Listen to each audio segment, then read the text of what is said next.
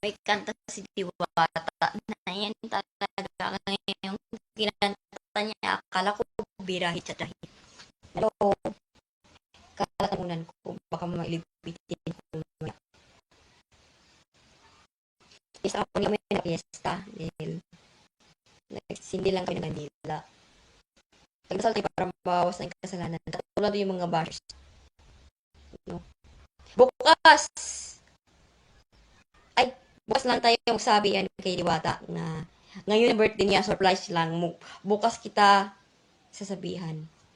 Kasi surprise yung sinasabi ko, hindi bukas yung birthday niya, ngayon din. Kaya, surprise yun yata, mamaya na ako magsabi kung kailan ang birthday. Kasi mahirap na kung magsabi ko ng surprise yun yata o kailan na yung birthday niya.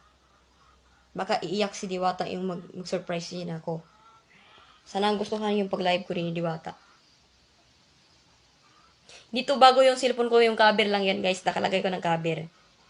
Para hindi siya masira mahulog.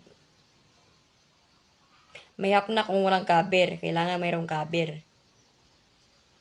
Diba? Mayroong nakatakip yan. Pinatakpan ko talaga yung cellphone ko para hindi masira. May cover yan sa likod. Para hindi mabasa sa ulan.